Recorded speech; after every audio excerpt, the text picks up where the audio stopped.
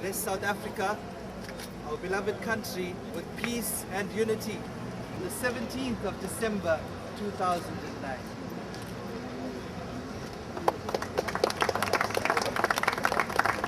Very much, Madam Director of Proceedings, Ndabazita, Your Excellency King Goodwill Zwelithini, and Your Royal Highness the Queen. I must say that I think that we were very lukewarm to the children who are here today, who did such a brilliant presentation for us. Let's give them another round of applause.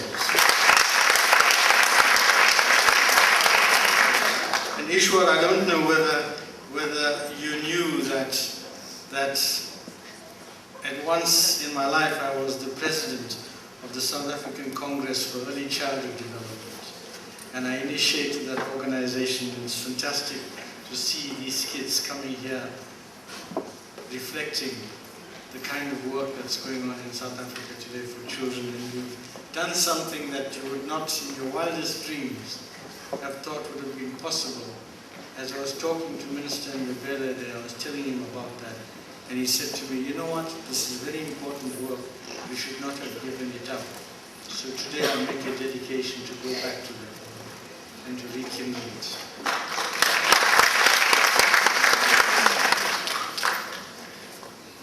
Minister Ndebele, the Minister of Transport, the Executive Mayor, Councillor Ngai, Shenge, Prince Buthelezi,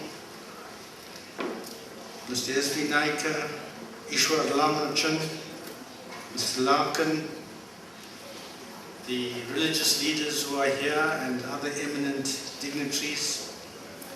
It is indeed quite an absolute privilege to be given the opportunity to be here with you today to grace this occasion, on the occasion of the launch of the Peace Pillar to commemorate the work of Swami Sahajananda here in KZN. As Councillor Larkin had said, I think I echo his words, it is indeed fitting that the day after Reconciliation Day we should respond to the initiative by Ishwar Ramlutchman in actually launching this Peace Pillar in commemoration of the work of Swami Sahajananda. I am reminded about an occasion when I had the opportunity to have met Swami Sahajananda. And it was on one of the days at the Divine Life Society at the Peace Center. I heard this amazing story that he told us. A simple story, but a story which reflected so much of the love and care that he had for everybody.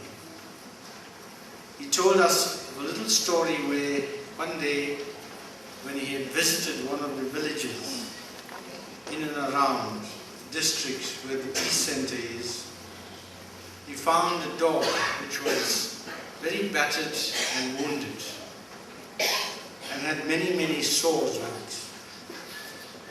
And this dog was terribly undernourished and was in need of great care. So he felt so much of compassion for this dog that he requested that this dog be brought to the ashram. And he took the dog into the ashram and cared for the dog, nursed it, got it out of its wounds, fed it and nourished it. And after about a week or so, when this dog was really healthy and well, he decided that he should return the dog back to the village that he had found the dog in. So he made a big ceremony of this, and he took this dog and he went back to the village, which was about 10 or 15 kilometers away from the Peace Center, and then let the dog go back into the village that he had found it after he had rehabilitated this dog. Now, you will realize that this village was many, many kilometers away from the Peace Center.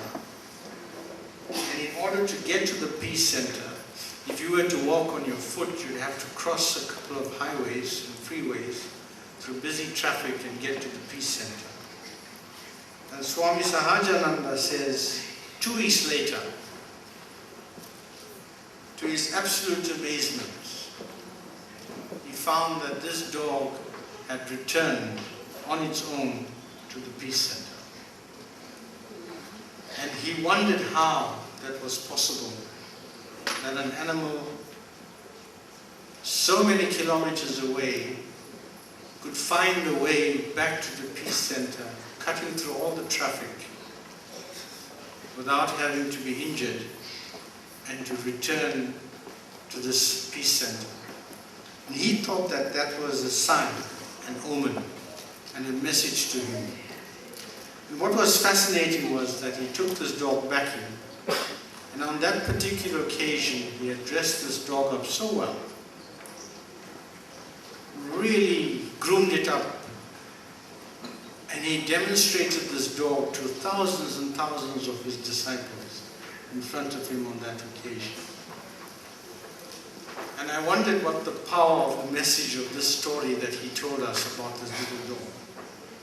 And it gave me a little insight into the amazing love of the man, that he could find so much compassion and share that love with an animal that gets neglected. And neglected so that he found it not beyond his call of duty to take that love that God had given him, to demonstrate it and to show to his disciples the value of love and compassion that you must give to others. You no doubt will endorse all the sentiments that have been made here today, illustrating the magnificence of the work of Swami Sahajananda in the many, many projects that he has implemented in the course of his spiritual teaching to his disciples.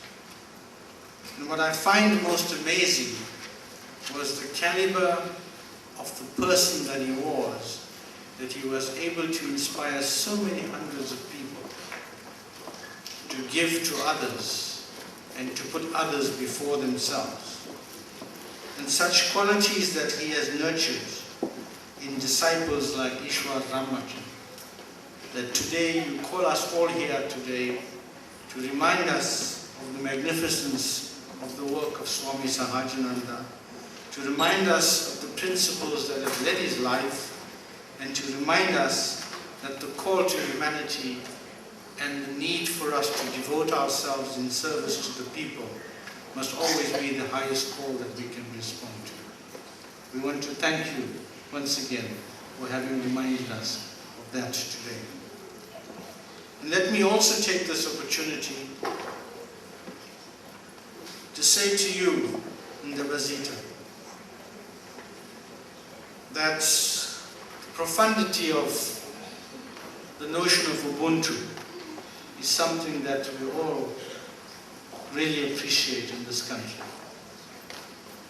That the work of Swami Sahajananda could not have been actualized had he not found in you the gratitude and the warmth and spirituality of a leader, to have embraced his ideas, to support him, and to have nourished the service that he offered to our people here in this part.